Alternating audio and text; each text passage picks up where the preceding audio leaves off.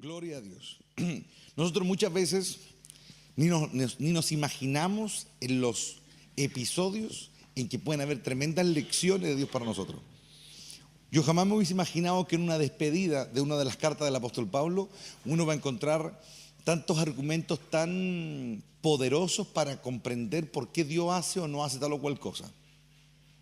¿Quién no ha leído, no es cierto, aquella gloriosa promesa que plantea, no es cierto, justamente en su despedida, la carta a los romanos, el apóstol Pablo, cuando dice, y el Dios de paz, dice, aplastará a Satanás, dice, bajo los pies de ustedes, dice, y que la gracia de nuestro Señor Jesucristo sea con ustedes. Estamos más quizá acostumbrados a la versión 60 que dice que el Dios de paz aplastará en breve, dice Satanás, bajo la planta de vuestros pies. Es como aquellos que tenemos más años en la iglesia, ¿no es cierto? Estamos acostumbrados a esa versión.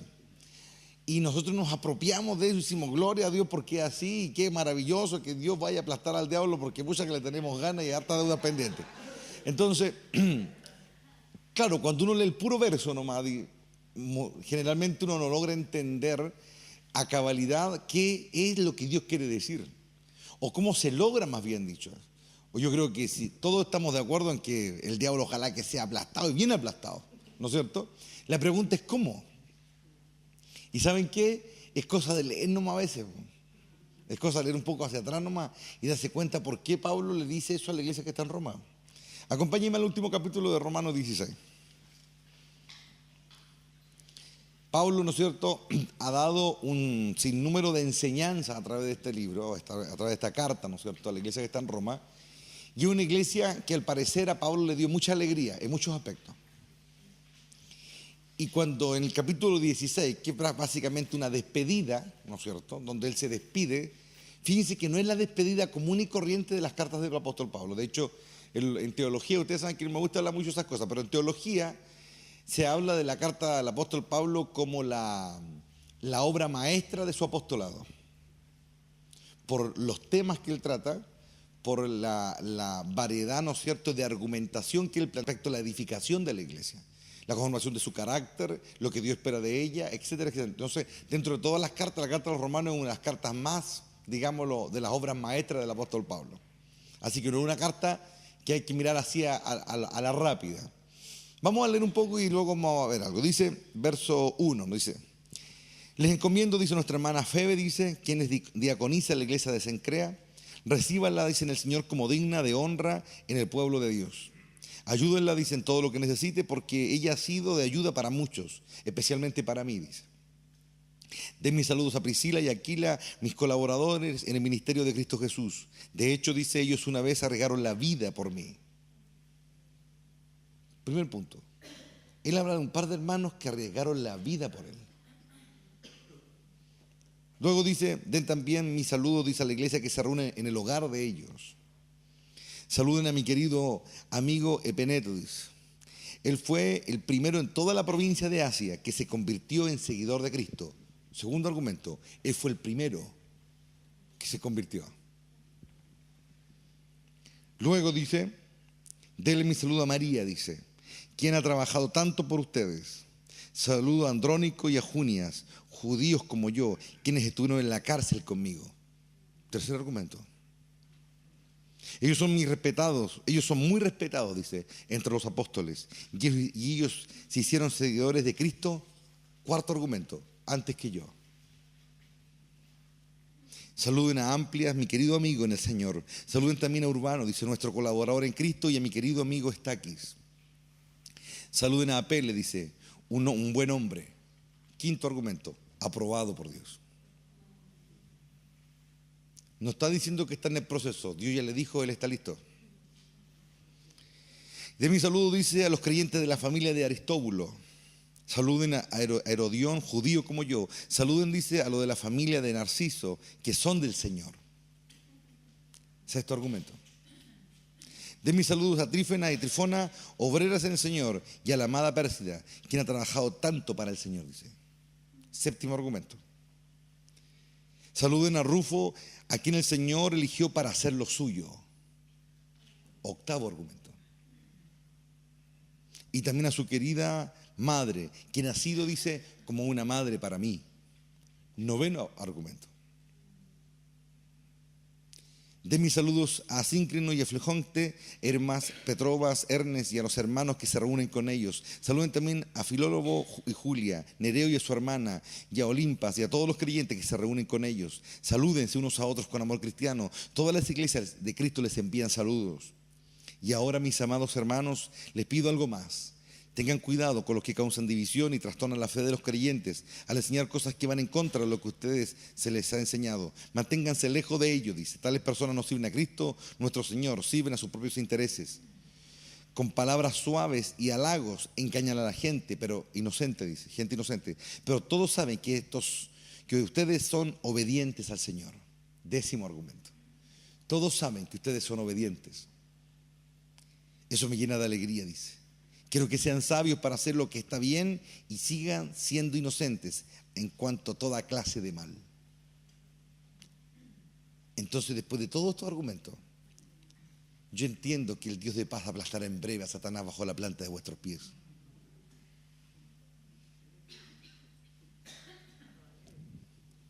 En un saludo, en una despedida, está el argumento.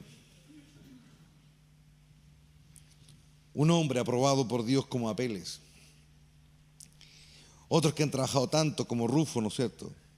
Hombre que fue elegido por Dios. A una mujer que él la considera casi su propia madre. A hombres que trabajaron duro, hombres obedientes, hombres fieles, aprobados por Dios. Es decir, la iglesia que estaba en Roma en ese momento, hermano, por algo podía él prometerles que en breve Dios aplastaría a Satanás, ¿no? Porque cuando Dios tiene en un lugar a gente que le pertenece, que han sido aprobados, que son como madres para los siervos de Dios, que han arriesgado la vida por otros, ¿qué más se puede esperar, hermano? ¿Qué más podemos esperar? Entonces, cuando yo veo eso ahí, ¿saben qué? Me pregunto que no es tan difícil entender cómo vencer al diablo. No es difícil entenderlo, es difícil serlo. Porque para vencer al diablo no se trata de lo que sé ni de lo que digo, se trata de quién soy. Y cuando el apóstol Pablo se despide hacia la rápida, el Espíritu Santo entre líneas deja entrever el por qué él puede prometerle eso a la iglesia de Roma. De ese momento. ¿Por qué la iglesia de Roma tiene una promesa en ese momento? Cuando le escribe la carta. Y les dice, yo voy camino a España, le dice más adelante. Y cuando vaya camino a España, quiero pasar a verlo y quiero que nos consolemos mutuamente, dice. Entonces, cuando yo veo a un apóstol Pablo, que hay hermanos a los cuales él le dice que ya están aprobados, dice, que le pertenecen a Cristo, que arriesgaron la vida por él. Entonces yo ahí me doy cuenta que esa gente que está en esa iglesia, no, yo por oír nomás, hermano. Esa iglesia estaba naciendo en una de las ciudades cosmopolitas más poderosas de la época, más grande, donde había un sinfín de instancias que ellos los podría haber llevado a distraerse o apartarse de Dios. Pero Dios, por el contrario, encuentra en ese lugar gente más fiel que en la propia Jerusalén. Entre los gentiles, el apóstol Pablo encuentra gente que a él lo puede consolar, incluso una mujer a la cual él llama madre. Encuentra una diaconisa. En un tiempo, hermano, en que las mujeres no tenían ningún voto, ni voz ni voto. Pero así de fuerte era la gracia en la iglesia de Roma. Él les dice de que él siempre quiso predicar el evangelio. Leí los pasajes previos, el lugar donde Cristo no hubiese sido predicado. Él llegó a ese lugar primero que ninguno. Él fue el que se arriesgó para ir a Roma y predicar el evangelio en un lugar difícil. Nadie quería ir a Roma. Roma era temida en todo el mundo. Pero él decidió ir allá y paradójicamente en Roma encontró a la gente más fiel que había encontrado en todo Medio Oriente. En todo el mundo conoció donde se había predicado el evangelio. Es en Roma donde encuentra la gente que parece que entendió el mensaje. Gente que vio los mismos milagros, vio las mismas obras poderosas, pero gente que asumió la realidad en el corazón. Gente que estuvo dispuesto a sufrir por el reino. Gente que estuvo dispuesto a dejar su vida cómoda que ellos tenían en Roma. Vivir en Roma era como vivir en Nueva York hoy día, hermano. Gente que tenía un buen stand de vida y lo dejaron todo por. Es decir, las palabras no cayeron en un saco roto. La tierra de Roma, que al parecer era la más difícil, a donde nadie quería ir, él decidió ir. Y luego en ella no solamente encuentra oidores, gente que sigue, gente que es fiel, gente que es digna y gente que es digna de alabanza y de reconocimiento. Tanto así que cuando él escribe, él comienza a puntualizar personas que han sobresalido en la iglesia de Roma. Y en más les dice, ustedes han dado dadivosamente para las iglesias que están en necesidad. Ustedes han dado para Jerusalén, dice. Espero ahora que también den una ofrenda para los hermanos de España. Él lo dice más adelante. Hacia dónde me dirijo. Entonces, ¿saben qué es lo que yo veo en esto? Yo veo de que la iglesia muchas veces lo que quiere son las cosas sobrenaturales, quiere las cosas fáciles. Pero en el fondo, para que llegue la fuerza sobrenatural y la manifestación sobrenatural, Dios tiene que forjar los corazones. Para que realmente la bendición pase y se quede. ¿Se dan cuenta, no? Hay un momento en que ya tenemos que ser más que tan solamente oidores, ¿me entienden? Sino que realmente poner en práctica lo que hemos aprendido. Y nosotros somos puestos a prueba en la práctica, porque ahí es donde Dios se da cuenta si aprendimos o no aprendimos, hermano. Si realmente somos capaces de hacer lo que tenemos que hacer en todas las áreas de la vida, si realmente estamos dispuestos a ir más allá. Hay un momento en que Dios desciende y nos ayuda, nos impulsa, y todos hemos sentido esa ayuda en un momento de parte de Dios. Ese impulso. Pero hay un momento en que Dios quiere que nosotros ya comencemos a darnos el propio impulso. ¿En qué? En una vida que realmente a Él le agrade. Una vida que sea realmente digna de lo que hemos recibido. Dios siembra, Dios pone. Hay un momento en que Él espera cosechar de nosotros. En muchas partes del mundo se habla de la prosperidad y es prácticamente cuánto yo le siembro a Dios para cosecharle a Él. Y el tema es el revés, cuánto viene Él a cosechar. Si realmente Él puede ver en nosotros lo que realmente espera ver. Mucha gente a veces se vuelve loca con las cosas sobrenaturales, la gloria, el reino, la eternidad, y obviamente de allá venimos, ¿no es cierto? Pero hay un propósito de estar en esta tierra, ¿no? Y es justamente dar esas señales. Cuando Dios encuentra a alguien que puede decir es mío. Cuando Dios encuentra a otro que Dios dice está aprobado por mí. Cuando Dios encuentra a otro que dice arriesgó la vida por mí. Porque en el fondo todo lo que ellos hacían no era por Pablo, era por el Dios que Pablo les había predicado, era por el Cristo que Él les había llevado por primera vez, ¿no es cierto?, en esta nueva noticia. Ellos daban la vida por eso, ellos arriesgaban la vida, se la jugaban por eso, y por eso Dios podía decir por boca del apóstol Pablo, me pertenecen, son míos, arriesgan la vida por mí. Entonces, Satanás ya estaba condenado. Dios iba a aplastar en breve a Satanás por ver vidas así. Por gente que puede defenderse con una vida íntegra, con una vida entregada. ¿Saben qué? Yo he logrado con los años entender que la integridad que Dios busca no tiene que ver tanto con la perfección, tiene que ver con la entrega. Porque en la Biblia hay un montón de hombres que quizás se equivocaron muchas veces, pero uno vio la entrega que tenían y la capacidad de riesgo que tenían para creerle a Dios y jugársela por lo que Dios quería. Pero mucha gente a veces no se quiere arriesgar. Pero cuando uno se quiere arriesgar por Dios, es cuando ya deja de sacar cuenta y comienza realmente a luchar por Él. ¿Cuántas veces hay cosas evidentes, hermano, que hacemos mal evidentes? ¿Me entienden, no? Evidente que saltan a la vista. Muchas veces somos culpables. Nosotros tenemos aquí muchos niños, ¿no es cierto? Y somos bendecidos por los niños que tenemos.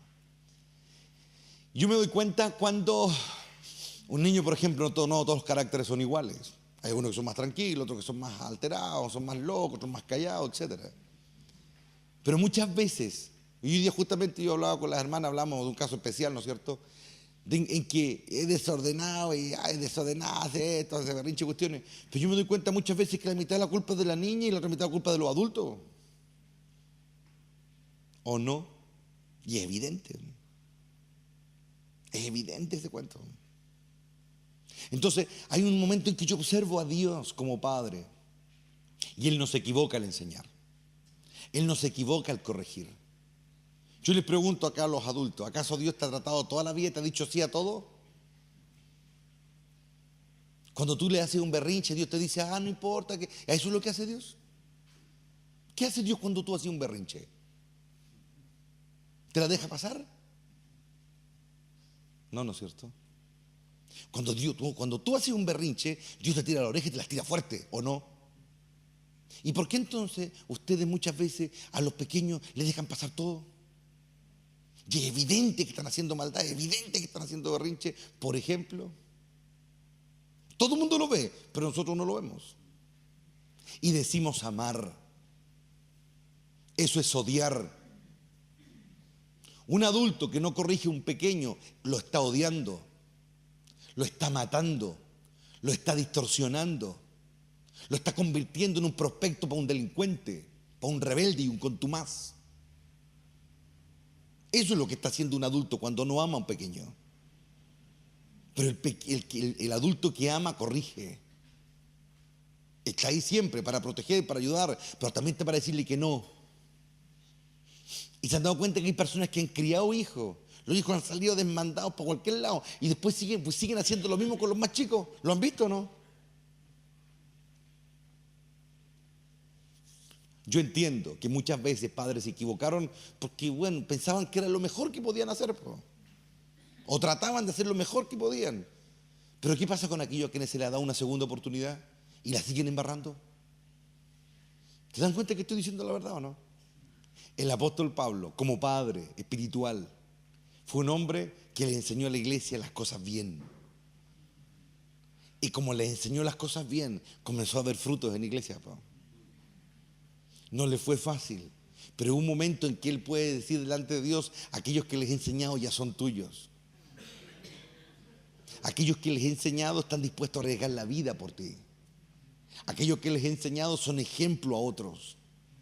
Y ahí está la clave de nuestra fuerza sobre el mal y sobre el diablo y sus secuaces. ¿Quiénes somos? ¿Quiénes somos? Eso es lo que hace que el enemigo caiga. No es lo que sabemos, ni lo que decimos, ni las frases lindas que podemos repetir. Es quiénes somos, no lo que hemos dicho ni lo que hemos hecho. Es quiénes somos, porque muchas de las cosas incluso que hemos hecho ha sido el poder de Dios a través de nosotros. Muchas cosas de las que hemos dicho ha sido la inspiración de Dios en un instante. Pero el enemigo no se enfrenta con lo que has hecho, ni se enfrenta con lo que has dicho, se enfrenta contigo. Y ahí está la clave de la fuerza. Ahí está la clave de la fuerza para someter al mal. ¿Quién eres? ¿Qué es lo que el enemigo ve en ti? ¿Qué es lo que Dios ve en ti? ¿Saben qué? Mucha gente aplaudía a Job, decía qué bien que lo hace, pero Dios se daba cuenta que era una victoria, una pseudo victoria, no era victoria su vida. Porque la gente miope decía qué bien que lo hace. Pero en un momento Dios dijo: no, Job va a ser un verdadero hombre, un verdadero triunfador, va a ganar de verdad. Voy a trabajar en él, no en sus ofrendas, no en lo que hace ni los sacrificios que por si acaso hace si sus hijos pecan. Voy a trabajar en él y lo voy a cambiar a él. Y cuando lo cambie a él, él va a poder interceder ante otros. Porque solamente uno que ha sido transformado adentro puede interceder ante otros. Se puede convertir en el mediador ante otros, o por otros más bien dicho. De eso se trata la vida. ¿Lo pueden ver o no? La gran lucha de nuestro rey en el Getsemaní fue descubrirse a sí mismo. ¿Quién soy? ¿De dónde vengo? ¿Qué tengo que ser? Entonces cuando él se para y la multitud viene armada con palos, con espada, rodeada de demonios y tiniebla, lo que los hace caer no son sus milagros. Lo que los hace caer Ramacá y Sabaya Sella, lo que los derriba, lo que los hace desde al suelo, no son a cuánta gente les dio la vista, ni a cuánto sanó de lepra, ni a cuánto resucitó. No eran las obras maravillosas, fue descubrirse quién era él. Y cuando él dice: soy yo. Oh, ¿lo sentiste el pencazo, no? Yo soy, dijo.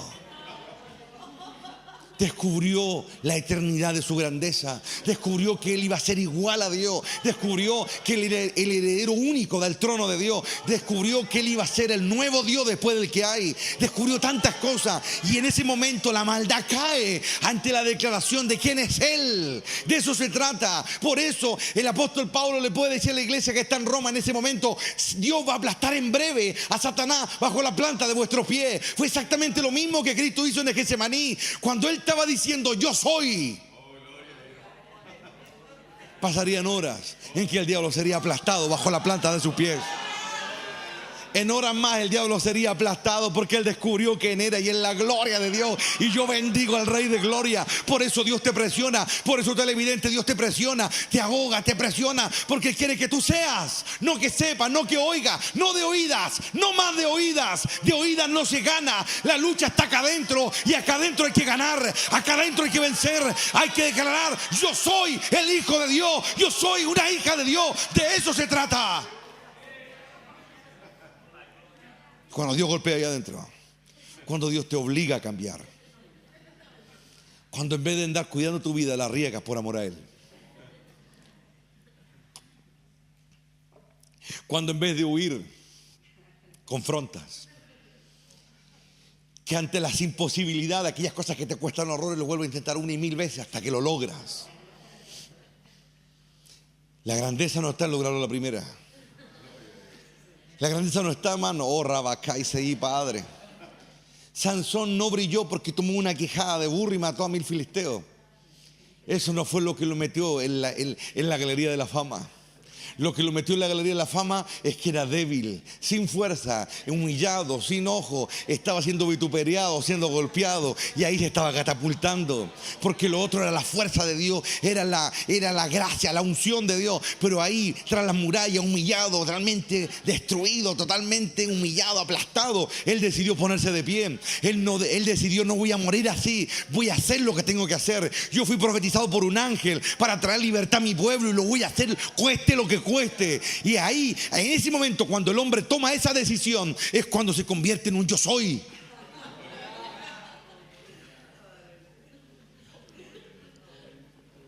Dios va a aplastar en breve a Satanás, porque Él va a descender a cambiar los yo soy de sus hijos. No más apariencia, no más fracaso. Él los va a hacer lograrlo. Él los va a impulsar. Él va a hacer lo que nadie puede hacer. Por eso nos lleva al extremo. Por eso Él presiona. Y muchos huyen, muchos arrancan bajo esa presión. Pero Dios sigue presionando. Porque Él va a aplastar en breve a Satanás bajo la planta de vuestros pies. Él lo declaró allá en el huerto del Edén. Se lo dijo a Adán, se lo dijo a Eva. Él declaró, aún en la derrota en la que ellos estaban, Él proclamó una tremenda victoria. Ella se va a morder en el talón, pero tú, le dijo, tú. Y ahí, ese tú, le vas a pisar la cabeza. Está ahí, vas a descubrir quién eres. Tarde o temprano el hombre va a entender quién es. Tarde o temprano la iglesia va a entender quién es y va a levantarse y va a aplastar en breve a Satanás, porque va a descubrir su identidad. Hay gloria en esto, hermano. Hay gloria en esto, Noemí. Hay gloria en esto, Noemí. ¿Sientes el agua, Noemí, caer? Pero esto es para valientes. La valentía no se trata de ir a encarar al pecador o al hijo del infierno, hermano. La valentía se trata de mirarte al espejo y reconocer lo que eres. Y estás dispuesto a cambiar. Estás dispuesto a cambiar ese yo soy que te avergüenza. ¿Lo ven o no? No se trata de lo que hemos logrado, ni lo que hemos construido. Se trata de quién eres tú. Y tú tienes que darte cuenta cuando todavía ese yo soy no está completo. Cuando todavía faltan partes.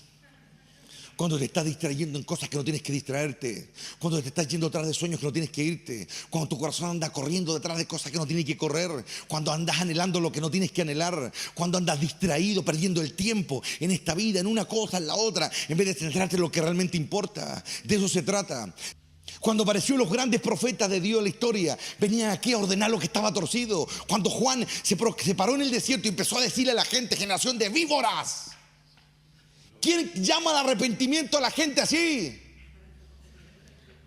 Pero cuando lo dices con la autoridad de arriba, era lo que ellos necesitaban oír. Ellos necesitaban palabras halagadoras, como aquí el apóstol Pablo dice, con palabras suaves y halago engañan a la gente inocente. Dios no, Dios habla duro, pero su dureza sana. Su dureza nos hace recapacitar. El orgulloso se sumerge más y más en su soberbia y en su propia opinión. Y dice un montón de leceras, esto no es amor, etcétera, un montón de barbaridades. Pero ¿qué pasa con aquellos que halagan a la gente? ¿Qué pasa con aquellos que le suban el lomo a la gente? Cada vez la tuercen más y más y más, hasta que finalmente ya no tienen regreso. Pero aquel que ama, Dios ama. Por eso azota con vara aquel que ama y tomó por hijo. Por eso Él azotó a su propio hijo. para convertirlo en el autor de una eterna salvación. Por eso Él no le dejó nada al azar, lo corrigió, lo presionó, lo ahogó, hasta que lo convirtió en alguien invencible. Dios convirtió a su Hijo en un invencible. Los golpes, los azotes, las reprensiones, las correcciones lo hicieron nuestro libertador. Lo forjaron en el Rey, heredero de todo lo que existe. Ahí está la prueba de la victoria. Jesús es la prueba de esta gran verdad. Dichosos los corazones que entienden esta verdad. Si yo amo, si yo realmente amo, no le aguanto nada a mi hijo, porque lo amo, porque quiero que sea mi heredero, porque quiero que algún día valore entre el bien y el mal, decida bien, porque no quiero que sea engañado. Si yo lo amo, lo voy a presionar, porque lo amo. Porque cuando yo ya no esté, quiero que otros lo llamen libertador. Cuando ya yo no esté, otros lo llamen su líder. Cuando yo no esté, otros lo llamen el siervo de Dios. Que cuando ya no esté, Él sea un hombre y diga: yo sigo al Dios de mi padre.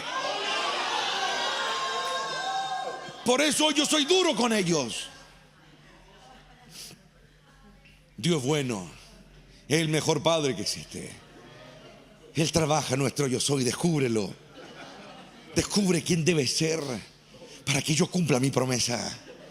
Solo la diestra de Dios tiene tanta fuerza para aplastar a un ser tan poderoso como el diablo. Solo Dios puede hacerlo. Solo Dios puede y lo va a hacer. Cuando nosotros alcancemos nuestra altura, cuando podamos vencer todas nuestras debilidades, cuando alcancemos, por eso no hay que rendirse. Dios lo único que nos está dando es no está dando tiempo para alcanzar. En un momento el Rey de Gloria, nuestro Señor, le dice a su discípulo: el príncipe de este mundo ya ha sido juzgado. ¿Por qué? Porque yo voy al Padre.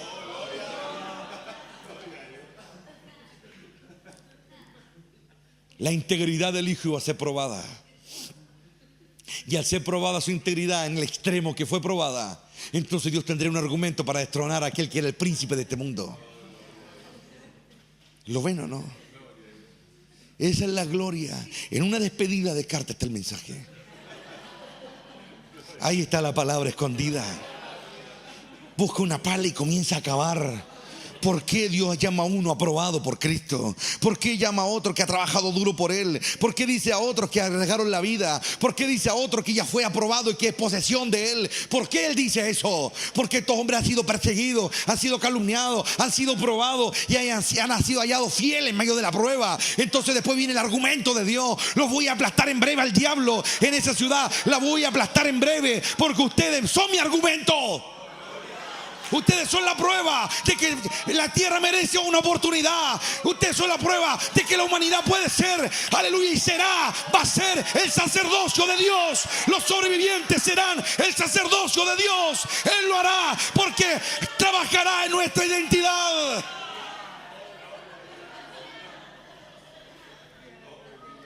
Mucha gente allá afuera todavía corre por qué van a comer, qué van a vestir o qué van a hacer en sus cortas vidas en esta tierra, en vez de preocuparse por la eternidad. Se entiende cuando alguien que ni conoce a Dios puede pensar así. Lo triste es cuando gente que va a la iglesia vive así, piensa así. Y para ellos lo único más importante es: a ver, mi hijo, ¿qué carrera va a tener? ¿A dónde va a viajar este verano? ¿A dónde vamos a ir a hacer turismo, de vacaciones? Preocupado en eso, en vez de estar preocupado en su identidad, quién soy. ¿Saben qué? Hubieron ahí algunos en el libro de los Hechos cuenta que trataron de liberar a un endemoniado. Y ellos dijeron: en el nombre de Cristo, el que predica Pablo. Y los demonios respondieron de una manera tan pedagógica para la iglesia a través de 2000 años, que Dios decidió ponerlo en la escritura. Es decir, en un momento Dios decidió que lo que dijo un demonio iba a ser palabra de Dios. Lo que los demonios dijeron, Dios lo puso ahí, es una verdad. Ellos dijeron: a Pablo lo conocemos y a Cristo también, pero ustedes ¿quiénes son?, le dijeron. Conocían a Pablo, conocían al apóstol Pablo, un hombre que forjaba corazones, un hombre que no le gustaba sembrar sobre cimiento ajeno, un hombre que hacía lo que había que hacer, Un hombre que se esmeró en ser quien tenía que ser. Si Dios viera el mismo esmero en cada uno de nosotros. Si Dios encontrara el mismo ímpetu. Él no necesitaba que alguien se lo dijera. Él quería ser el mejor para agradar a Dios. Y de eso se trata. Yo no digo que va a ser fácil. Yo no digo que hayan cosas que te cuesten horrores. Puede ser que ciertas cosas en tu vida te sean re fáciles y otras te son re difíciles y peor algunas ni siquiera te das cuenta. Pero para aquel que ama, el amor es, hermano, la luz que ilumina cualquier oscuridad. El amor a Dios hace que yo vea lo que nunca vi antes. El amor a Dios hace que yo alcance lo que no alcancé nunca antes. El amor a Dios me hace ver las cosas. Dejen de amarse a sí mismos, llamen más a Dios. Dejen de buscar su propio beneplácito y busquen la gloria y la honra de Dios. Muchas veces se golpean el pecho la soledad. Señor, ¿por qué yo no veo? ¿Por qué yo no entiendo? Y Dios es muy simple, porque te ama más a ti mismo. Porque está más preocupado de ti, no de mí, dice Dios. Si te preocupases por mí, entenderías todas las cosas. Es lo que el apóstol Juan dice en su epístola. Los espirituales no tienen necesidad de maestro, porque ellos conocen todas las cosas. Y no es que sean mejores ni peores. Amar no significa que soy perfecto. David amaba mucho a Dios y cometió muchos errores.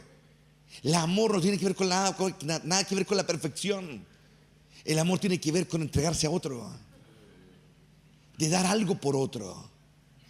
Puede ser que yo tengo todo un montón de pifia, pero yo voy a insistir en amar a Dios. Por eso nada puede apagar el amor que sintamos por Él. Puede ser que hay un momento en que no digamos qué decir, ni qué hacer, ni qué pensar, ni qué concluir. Pero no importa, se trata de amar a Dios. Porque el amor es la respuesta. Del amor de Dios el Espíritu me da la respuesta. Me dice lo que tengo y cómo tengo que decirlo, cómo tengo que vivirlo, qué decisión debo tomar. Yo debo tener ese amor por Dios para ver la vida como Él la ve. No como a mí me gustaría o como me es más fácil vivir. Para muchos, su vida buscan la vida más fácil para vivir, no la que debieran vivir. Muchos pastores no quisieron echarse a la iglesia encima. ¿Por qué? Para no serse enemigos. ¿Y qué ganaron? Están desganados hoy día. Están decaídos, están deprimidos. Perdieron la fuerza, aún incluso habiendo sido llamados por Dios. Yo hoy le digo a esos, la fuerza se recupera agradando a Dios. La fuerza me es de vuelta cuando yo decido hacer lo que Sansón hizo ese día. Muera yo y los filisteos conmigo, dijo. Así se recupera la fuerza. Así se recupera la sabiduría perdida. O así se alcanza la sabiduría que no se alcanzó a capturar en su momento. Así se alcanza el entendimiento. Cuando yo ya no vivo para mí, sino que vivo para aquel que me llamó. Por eso el apóstol Pablo decía, la vida que ahora vivo en la carne, yo la vivo en la fe del Hijo de Dios, dice, el cual me amó y murió y se entregó por mí. Eso era el impulso que a él lo movía, el entender lo que Jesús había hecho por él. Eso es lo que a él lo impulsaba. En él había entendimiento, no había un simple amor sentimental. ¡Oh, qué bueno que Jesús! No, él asumió ese dolor, ese sufrimiento. Él lo asumió con madurez, con altura de mira. Él no era un niño hablando del amor de Dios. Él era un hombre maduro hablando sabiduría de Dios, hablando del entendimiento. Él habló del compromiso, él habló de responder, él habló de pagar el precio, él habló de morir, él habló de sufrir como un buen soldado sufre en la batalla. Así, él habló de esas cosas. Los otros no. Los otros, muchos hablaban de lo grande que es el amor de Dios. Pablo te enseñó cómo cultivarlo. ¿De qué te sirve hablar de un lugar si no sabes dónde está? ¿De qué te sirve hablar de un lugar maravilloso si ni siquiera sabes dónde queda ni cómo llegaste? Dios quiere que conozcas el camino. Dios quiere que conozcas el camino. No solo que digas, hay un lugar maravilloso, paradisíaco, maravilloso, todos vamos para allá. Y cuando te preguntan dónde queda, ¿qué respondes? Anda a la iglesia. Recibe a Jesús como tu Señor y Salvador. Y entonces, no, por hermano. En el mundo hay millones a los que se le han dicho, recibe a Jesús como tu Señor y Salvador. Pasan adelante, hacen la oración del pecador, levantan las manos, un piano de fondo, lloran un poco y después hablaron del camino, pero no le dijeron dónde estaba. Dijeron que el camino era la verdad y la vida, pero no dijeron dónde estaba ni cómo se recorre. Por eso quedan falencias en las vidas. Porque no recorren el camino. Hablan mucho de Él, pero no lo recorren.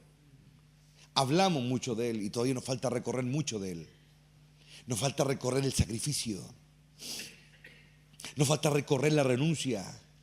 Nos falta recorrer y superar el sentimentalismo. Nosotros muchas veces decimos, oh, si yo estuviera en lugar de él, yo haría esto, lo otro. Si yo hiciera esto, yo haría esto, otro. Y cuando nos toca a nosotros, cuando la presión nos toca a nosotros, a mí me interesa que los que oyen mis enseñanzas lleguen un día a encontrar a Dios. Que lo vean cara a cara y cuando lo vean yo lo voy a saber. Y esa va a ser mi recompensa. Esa va a ser mi gloria. Que mis discípulos encuentren a Dios y encuentren a Cristo. Y el Espíritu Santo realmente forje sus caracteres. Esa es mi ganancia. Esa es mi gloria. Esa es la gloria de un buen maestro. El reino de los cielos de aquellos que quieren vivir ese camino.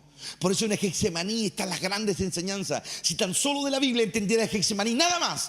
Si solo tuvieras el Getsemaní, nada más, lo entenderías todo. Porque todo está allí. Yo veo el trato de un padre con su hijo. Veo lo duro que fue y en lo que lo convirtió. Veo la fidelidad de un hijo con su padre. Veo que por su fidelidad enfrentó todo y lo superó todo. Está todo allí. Fue el lugar donde se le dio la opción de huir y él decidió quedarse. Fue el lugar donde él pidió si era posible y Dios le dijo no. Yo amo a mis hijos. Amo a los pequeños de acá. Yo no quiero que sean una mala historia repetida. ¿No es cierto? Yo no quiero que sean una mala historia repetida. No más eso, hay que escribir nuevas historias.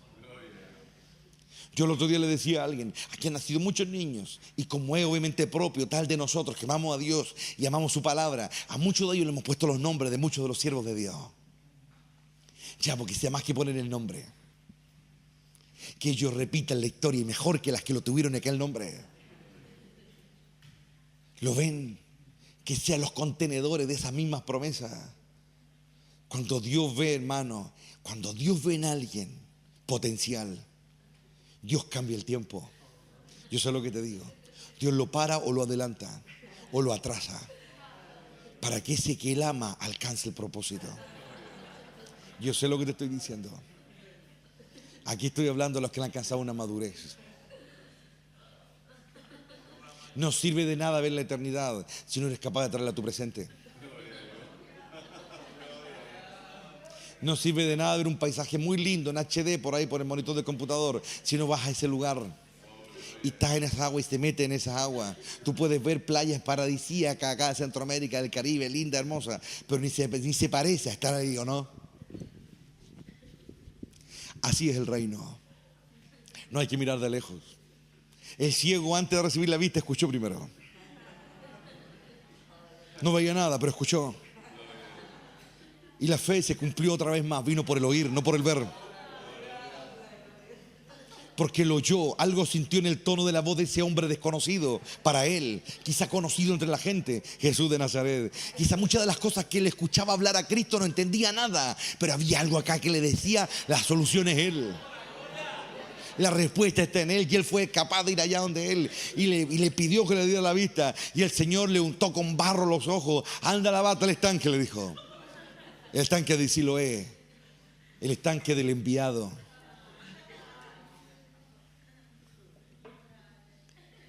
Y cuando volvió, todos le preguntaban, bueno, ¿y este no era ciego? ¿No era el que andaba mendigando?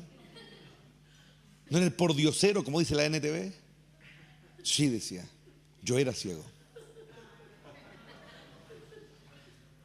Pero él recobró más que la vista y es evidente. Él recobró su salvación, la que había perdido. Muchos han llegado ciegos a este mundo. Y él no nace así por algún pecado. Nace así para que la gloria de Dios sea manifestada. Y la gloria de Dios a veces da una segunda oportunidad. Cuando Dios le da segunda oportunidad a alguien, a veces ese alguien la desperdicia o se convierte en un héroe. De eso se trata. Usted decide qué hacen con la segunda oportunidad. O la desperdician o se convierten en héroes. Hombres y mujeres que cambian la historia. Yo sé que luchar con la tentación no es fácil. Yo sé que luchar con las debilidades no es fácil. Y nunca lo será. Si fuese fácil, no se llegarían a convertir en reyes y sacerdotes. Estás peleando por una corona, por un reino. Mi consejo es no pelees por tu corona. Pelea por la corona que está sobre ti. Deja que otro pelee por tu corona. Oh, Ribakai Saniasai. Un rey no es rey, dice Dios, hasta que no tiene seguidores. Un rey se vuelve rey cuando otros están dispuestos a morir por él. Es la gloria de Dios. ¿Qué te pasa con las palabras? ¿Te acercan o te alejan?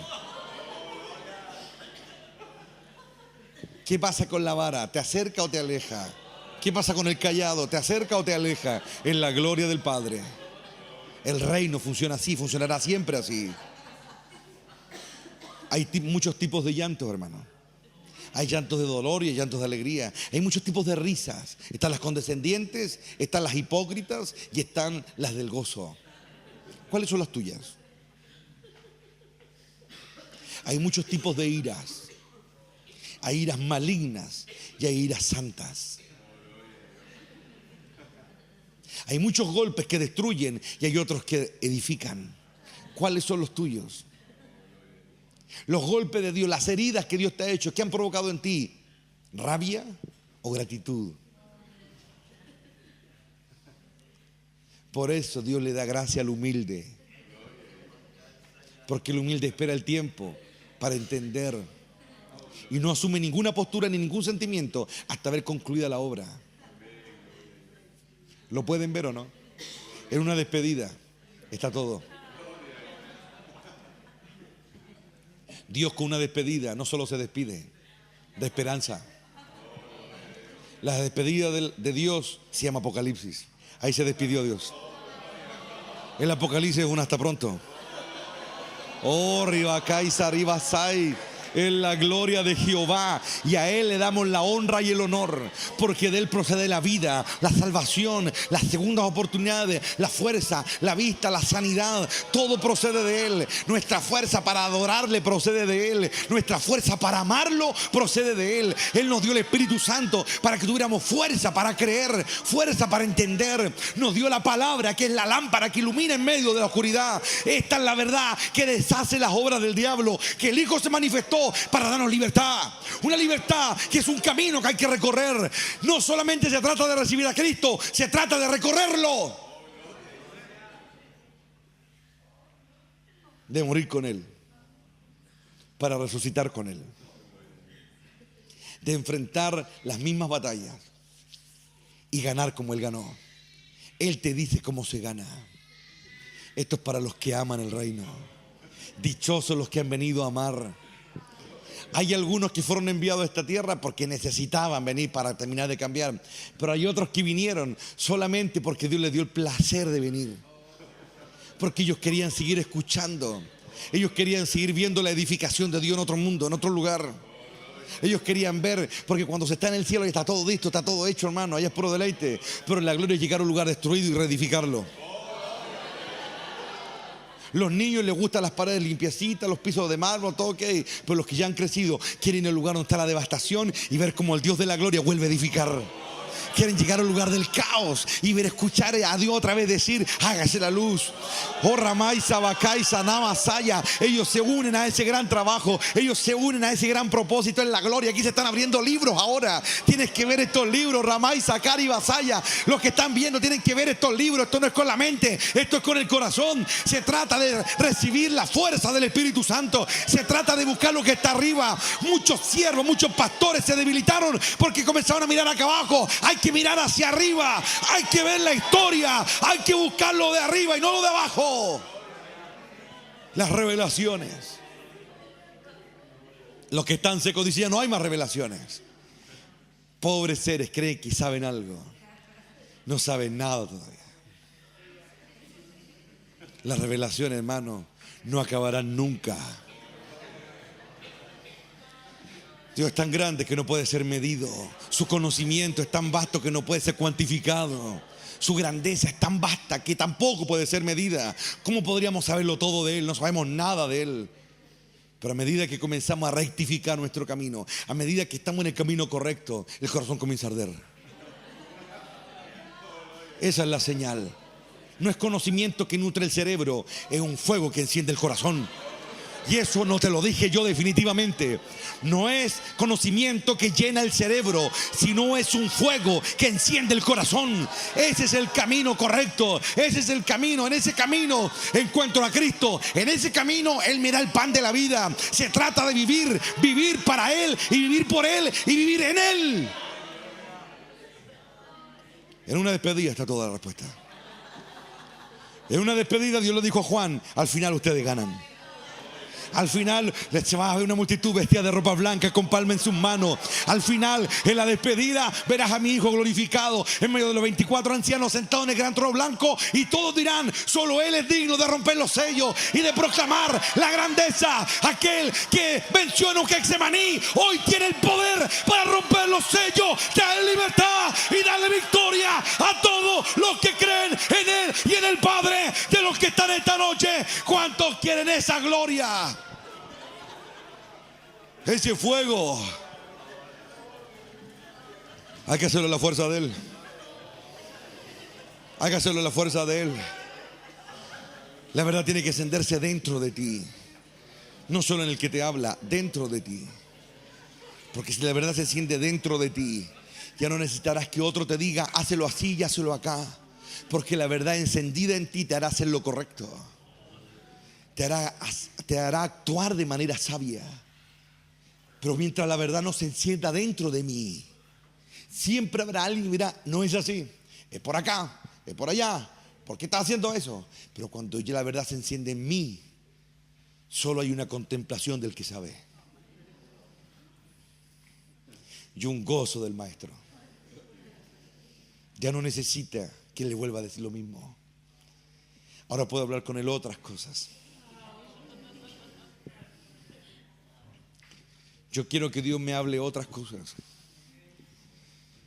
Yo quiero que Él me cuente qué quiere hacer. Aunque sea un poquito así. Porque ese poquito así para mí va a ser un universo, hermano. Porque lo que es poco para Él, para mí es todo. Así la diferencia de tamaño entre Él y un ser humano. Entonces que Dios nos dé claridad en esto. Ahora yo entiendo por qué la iglesia de Roma tenía esa promesa. Satanás será aplastado en breve. Será aplastado en breve bajo la planta de vuestro pie. Por eso Pablo lo puede decir, por las vidas que hay en esa iglesia, por cómo se la han jugado, por cómo han demostrado lo que otros no eran capaces de demostrar. Pablo ha predicado en todo Medio Oriente. Tiene iglesia en todo Medio, en Asia Menor, en todas partes, en todo el Mediterráneo, Italia. Él iba a llegar hasta España y quizás hasta dónde llegó. Y él pone en relieve la iglesia que está en Roma en ese momento, porque es evidente el fruto que tienen. Él sabe que la iglesia de Roma va a vencer al diablo por sus frutos, no por cuántos saben de él ni por cuántos milagros, citándolo a él mismo, lo vieron hacer. Porque se mantienen unidos, porque rechazan las divisiones. ¿Lo ven? Pero rechazar la división, hermano, no solamente se trata de decir: hermanos queridos, vamos a rechazar toda división en nombre de Jesús. No es más que eso. Se trata de cómo se vive. Se trata de cómo se habla. ¿Lo ven o no? De eso se trata. Se trata de la madurez que tengo para darme cuenta cuál es la verdad y cuál no es la verdad. Se trata de la fuerza de carácter que puedo llegar a cultivar para enfrentar algo que me ha costado toda la vida, por ejemplo. Porque hacer lo que es fácil cualquiera, hermano. Pero hacer lo que cuesta horrores, ahí está la gracia. Convertirme en otra persona. No en la misma así, ¿me entienden? Acomodada, maquillada nomás. Sino ser otra persona. Y esa otra persona nace, ¿por qué? Por el conocimiento de la verdad. Por el conocimiento de la justicia de Dios. Porque soy más que uno que va y viene y hace cosas, ¿me entienden? sino que soy ahora alguien que estoy evolucionando y se está notando el cambio en lo íntimo en mí. Y allí este cuento no se trata del resto, se trata de Dios y de mí, de Dios y cada uno de ustedes. Yo sé las cosas que a mí me cuestan, usted tiene que ver las cosas que a usted le cuestan y tienen que esforzarse en esas cosas, ser otras personas. Tienen que darse cuenta cuando son hedonistas, cuando les gusta el reconocimiento, cuando no son capaces, como les decían antes, corregir al cabro chico cuando está haciendo una lecera evidente, no lo ven, no le da asco. ¿Se dan cuenta, no? Como hay otro que es flojo, que anda empujando para que haga algo, no lo ve. Como el otro que uno le dice, sé ordenado y no lo ve. ¿Me entienden o no? Como el otro que le dice, esfuérzate más y no lo ve. De eso se trata. No se trata de reaccionar, ya voy a hacer las cosas para que no me digan nada. Eso, hermano, es no hacer nada. Porque cuando yo hago las cosas bajo esa motivación, el Espíritu Santo no me ayuda. ¿Por qué? Porque ve hipocresía, ve falta de amor, ve que la persona, quien sea, no se está dando cuenta de su maldad. ¿Lo ven o no? Son cuestiones evidentes, evidentes. Y yo se las digo no para menoscabarlos. Y alguien podría decir, oh pastor, me lo podría decir en un ratito cuando no se esté grabando y lo vea todo Temuco. No, es que eso es bueno. Porque cuando la gente ve allá afuera, una de las grandes decepciones de mucha gente es que cuando ellos llegan a la iglesia, cualquiera, y tienen un encuentro con el Señor en primera instancia, llega a una congregación, piensa que todos ahí son santos, que ahí son todos prácticamente ángeles con alas, y eso no es así, televidente. Aquí están los más condorientos, están los más porfiados, aquí está la gente más errática, pero si están aquí es porque reconocieron algo que es vital ante Dios, que quieren cambiar, que necesitan de Dios. No somos unos ángeles con alas, no, nada de eso. Aquí hay uno solo justo y es Dios. Y el otro que Él ahora nombró justo por la eternidad a su Hijo y se acabó. No hay más vuelta. Y para que Él llegara a eso es una cuestión que nuestro atómico cerebro jamás entenderíamos. Porque la Biblia dice que en el principio ya estaba Él con Él. Entonces ya ahí ya quedamos fuera de todo análisis. Ese software no corre en nuestra cabeza, es así de simple. Pero si estamos aquí es porque necesitamos. Yo le digo a la gente, no le tenga miedo a Dios. Más bien dicho, témele a Dios porque te puede mandar al infierno si quiere algún día. Pero a veces el temor está mal encausado. El temor a Dios es un temor reverente, un respeto que asume la supremacía divina. Eso es lo que tenemos que entender nosotros. Y por eso estamos aquí. Y si estoy aquí no es porque sea mejor que el resto, no, es porque me tocó esta pega, simple. Dios me puso aquí y punto. Pero ahora nosotros tenemos que asumir esa realidad y ser lo que tenemos que ser. Lo que derriba la turba es yo soy. Eso derriba a los enemigos. Eso va a aplastar en breve a Satanás. Y te prometo, hermano, que igual que el apóstol Pablo, que en un momento él lo dice en sus propias cartas, él dice, yo no lo digo, dice él, como alguien que ya lo alcanzó, dice, sino que estoy y prosigo a la meta. Es decir, cuando él lo escribe y lo comparte con las iglesias del tiempo de la iglesia primitiva, ¿no es cierto? Él no lo dice como alguien que se cree que está listo y que ya está todo fantástico, no. Él ve la verdad, la asume y se da cuenta que quizá, probablemente, está más por encima de la media del resto. Porque obviamente el maestro tiene que estar un poco más arriba. Pero él también, en su posición, se da cuenta que aún hay cosas que a él mismo le faltan. Y yo también me doy cuenta, en lo personal. Pero es un tema que solamente yo puedo ver. Uno que está abajo no puede ver en mí lo que está malo o está bien. Tiene que ver el que está sobre mí. Es una regla básica de existencia, ¿no es cierto? Pero también el peso se nota. Porque si yo me comienzo un grupo ir solo, Dios me deja. Y si Dios me deja, el único que pierdo soy yo. Entonces es una cuestión, es una gran responsabilidad que pesa sobre uno. Entonces ahora yo le hago un llamado. El llamado es ese. Que algún día Dios aplaste en breve a Satanás. Porque el que lo va a destruir va a ser Dios. Y que lo haga porque encontró un argumento. Gente que arriesgó la vida por él. Gente que ya son de él. Gente que le pertenecen. ¿Se dan cuenta? Entonces, pensemos en esto cuando estemos solos. Pensemos. Las correcciones que hago, aquellos puntualmente cuando Dios me lo muestra, cuando estoy hablando, piensen en la cuestión. Piensen. No piensen tanto en qué van a decir el resto de mí, es una estupidez. Piensen en solucionar el problema. Eso hace a alguien sabio. Piensa en cómo solucionar el problema, no qué van a decir el resto o los más cercanos me van a vacilar. No. Piensen en cómo solucionarlo. Porque de eso se trata. De ser perfeccionados. Si ustedes solos deciden perfeccionarse, si usted televidente solo decide perfeccionarse, hasta donde le dan la fuerza, obviamente, porque hay otra parte que la hace Dios. Dios va a hacer el resto, definitivamente. Y Dios no los va a dejar solo en esta pega. Pero si ustedes hacen vista gorda de esta situación y simplemente no les interesa, ni les importa, ni quieren verla, así le va a ir después. Porque no porque yo agarre las facturas, ¿no es cierto? O las deudas y las meta debajo de la alfombra, se pagaron, ¿no es cierto? No porque no las quiera ver, se pagaron, ¿no es cierto? Tarde o temprano, aunque se demore la vuelta, las cobranzas llegan. ¿O no? Entonces, asumamos eso. Para que realmente seamos más que vencedores. Por medio de su Hijo. ¿Ok? Así que a todos los que les interesa este tema, ahí está la palabra. Y a los que no, yo me lavo las manos. Porque de ahí para allá es un tema de cada uno. ¿Lo ven?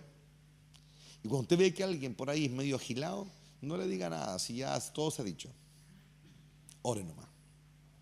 Pida convicción de pecado. Ocupe unos 2 o 3 segundos para pedirle a Dios por esa persona y nada más me quedo aquí. Pero que no se diga que usted no oró. ¿Me entiende? Pero ore con fervor, como dice el apóstol Pablo. Aquí hay algo glorioso que uno lee aquí en la petición que le hace la iglesia de Roma. Cuando uno lee, ¿no es cierto?, al final, y es impresionante la confianza que tiene el apóstol Pablo en la intercesión de esta iglesia, la de Roma. Mire lo que él dice. Timoteo, mi compañero de trabajo, les manda saludos, dice. Igual que Lucio, Jasón, Sosípater y judíos como yo. Yo, Tercio, dice, que el que le escribe a Pablo la carta, quien escribió esta carta de parte de Pablo, también les envío mis saludos, como uno de los seguidores del Señor, dice. Les saluda a Gallo, el quien me hospeda, y también recibe en su casa a toda la iglesia. Les envía saludo a Erasmo, el tesorero de la ciudad, y también el hermano Cuarto. Que toda la gloria sea para Dios, dice. ¿Quién puede fortalecerlos tal como expresa la buena noticia? En este mensaje acerca de Jesucristo se ha revelado su plan para ustedes, les dice. Los gentiles, un plan que estuvo guardado en secreto desde el principio del tiempo. Pero ahora, tal como lo predijeron los profetas y el Dios eterno nos lo ha ordenado, ese mensaje se da a conocer a todos los gentiles en todas partes, para que ellos también puedan creer y obedecerlo a Él. Toda la gloria, dice, sea para Dios. Y en el comienzo del capítulo, Él le dice, oren por mí, dice. Oren por mí, para que cuando yo hable, Dios les encarga a ellos, le dice, en cuanto yo entregue ese dinero, le está hablando de la ofrenda, y termine esa buena acción a los gentiles, iré a visitarlos a ustedes de camino a España. Cuando vaya, dice, estoy seguro de que Cristo bendecirá en abundancia el tiempo que pasemos juntos. Estoy seguro que Cristo bendecirá el tiempo que estemos ustedes y yo. Miren lo que le está diciendo. Porque Él conoce el nivel de los hermanos que están en Roma y conoce obviamente su propio nivel. Y Él se da cuenta que Cristo va a bendecir ese momento. Mis amados hermanos, les pido encarecidamente en el nombre de nuestro Señor Jesucristo que se unan a mí. Que se unan, dice, a mi lucha orando a Dios por mí. Que se unan a mi lucha orando a Dios por mí. Hágalo por el amor que me tienen, ese amor que el Espíritu Santo les ha dado. Pídale que me libre de los que están en Judea y se niegan a obedecer a Dios. Pídale también que los creyentes que están allí estén dispuestos a aceptar la ofrenda que llevo a Jerusalén. Entonces, por la voluntad de Dios, podré ir a verlos con un corazón alegre y nos alentaremos unos a otros. Es decir, Pablo, cuando va a la iglesia de Roma, no es como cuando va a la iglesia de Galacia, con las que los raja y los levanta y los deja caer. No es como los corintios que ven tanta gloria y se vuelven locos con la gloria y están preocupados de puro hablar en lengua y cuestiones. Cuando va a Roma, él encuentra otra cosa. Encuentra caracteres formados. encuentra aliento en Roma, en la iglesia que está en Roma. De eso se trata, ¿o no? ¿Y cómo ustedes y yo nos vamos a convertir en gente que da aliento a otros? ¿Dejando nuestra imperfección ahí debajo de la alfombra? ¿Haciéndonos los tontos? Si las palabras que cada persona puede hablar son el producto y el fruto de quién es. Y si tu juicio está distorsionado, si tu comportamiento no es el correcto, en cuestiones triviales como las que acabo de mencionar delante, eso habla de que hay algo en tu código que está mal. Entonces cuando tú hables va a estar mal. ¿O no? Pero una persona que sabe vivir y sabe interactuar con el medio, cultiva ¿qué cosa? Sabiduría. Cultiva entendimiento. Y ese entendimiento lo lleva ¿a qué? A interactuar bien con el necesitado que quiere una vez o requiere a alguien una palabra sabia, correcta, acertada, ¿o no? Si ustedes no son capaces de ver su error en su propia vida, ¿cómo van a ver el error en otro? Principio básico. Eso fue lo que Jesús dijo de una manera muy sublime. Si no eres capaz de ver la viga que tienes en tu ojo, ¿cómo puedes ver la paja en el ojo ajeno? ¿Lo ven o no? Entonces, de eso se trata, de ser mejores no para debatir ni competir con otros, de ser mejores para dar vida a otros. Pablo encontraba consolación en Roma. Él tenía ansias y ganas de ir a Roma por los frutos que ahí los hermanos habían dado. Pero no porque hablaban tantas lenguas como los de Corinto. Es porque ya eran de él, arriesgaban la vida. Porque había incluso una madre por ahí, para él. ¿Se dan cuenta o no? ¿Qué clase de mujer habrá sido esa mujer? Que Pablo la llama madre. Tiene que haber sido una anciana así, pero llena de sabiduría, de temple, de carácter, de fidelidad. Tiene que haber sido una mujer extraordinaria, a la que él llama madre, el gran apóstol Pablo. Y no estamos hablando que era un tipo joven, ya tenía más de 50 años para ser fariseo, así que fácil, arriba de 60, 65 años, era un hombre viejo ya. No se va a engrupir con una cara bonita, me refiero yo que cara así de buena onda, no. Él tiene que pesar la vida para llamarla y en una carta llamarla madre. ¿O no? Ahí están las cosas, por hermanos. Entonces, por favor, no terminen ahora, se despiden, gloria a Dios, empiezo a hablar de cualquier pavada, cualquier lecera, y después llego a la casa, como y me acuesto y se me olvidó la cuestión. Sino que cuando estén a solas, piensen en eso. Piensen en eso, yo lo hago. Cada vez que yo comparto una palabra y Dios pone palabra en mi boca en un momento de inspiración, después yo llego a la casa y medito solo esas cuestiones con Dios. Le digo, Señor, ¿sabes qué? Esto me falta, esto otro va muy más o menos. En esto definitivamente estoy mal y quiero solucionar este tema, ayúdame. Para mí es un tema prioritario ese tema. Porque yo mejor que nadie aquí sé que la única manera en que la gracia fluye a través de mí es que yo me vaya completando. O si no, llega un momento que la cuestión se estanca. Y no puede estancarse. Esa es mi responsabilidad. Pero yo no lo hago por ustedes, lo hago porque amo a Dios. Y de pasada ustedes son bendecidos. Mi prioridad aquí es mi Padre. Y porque lo amo a Él, los amo a ustedes. No es al revés. Entonces pensemos en estas cosas. Y los niños que tenemos aquí, a criarlos bien. A criarlos bien. Porque ellos van a ser niños toda la vida. Y cuando uno ama, no malcría. Cuando uno ama verdaderamente, uno no ve la niñita o el niñito, ve el hombre y la mujer. Y ustedes con sus propios ojos han visto hombres y mujeres ya, adultos, ya grandes ya, en las cosas nefastas que se han convertido. ¿Por qué? Porque alguien no los corrigió en su momento, ¿o no? Ya. Esos son tragos amargos que hay que bebérselos y hay que asumirlos. Porque si me duele cuando me dicen la verdad, entonces el problema ya no tiene arreglo. ¿Lo ven o no? Aquí años atrás hubieron madres que yo le dije, tu cabro se ha convertido en un delincuente. Tú lo estás convirtiendo en eso. No, usted no tiene amor de Dios, me peló por no sé cuánta iglesia. Ahora su hijo está metido en el narcotráfico. Ese mismo cabro que aquí está un día. ¿Y dónde está todo lo que dijo? ¿Dónde está el pastor malo? Que obviamente al parecer era yo, que yo era estricto. ¿No? Ahí tiene su hijo. Es un verdadero delincuente, anda traficando droga en Santiago ahora. Y un día era un adolescente aquí. Pero ella prefirió sacarlo de acá porque el pastor no tenía amor. Ahí están los frutos. Evidentes. ¿Quieres ver convertido en eso a ese pequeño que malcría hoy día? ¿Lo ven o no? Ella, en el nombre de su tan deformado y corrupto amor, mire lo que convirtió a su hijo. En un delincuente. Ahí está la prueba. Entonces aprendan de Dios. Porque eso es lo correcto. Televidente, eso es lo correcto. Si usted no va a la iglesia, críe bien a su hijo. Si su hijo hace algo malo, corríjalo. Porque si no, algún día usted va a llorar lágrimas de sangre. Y su amargura va a ser tan grande y su dolor tan grande por no haberlo corregido cuando era pequeño. Y mucha que es duro para un padre o una madre ver a su hijo convertido en una porquería de ser humano. ¿O no? Ya, de eso se trata. Por eso cuando Dios nos dé la segunda oportunidad a algunos, no a mí, porque yo estoy criando bien a mis cabros, pero cuando le dé la segunda oportunidad a alguien, úsela bien.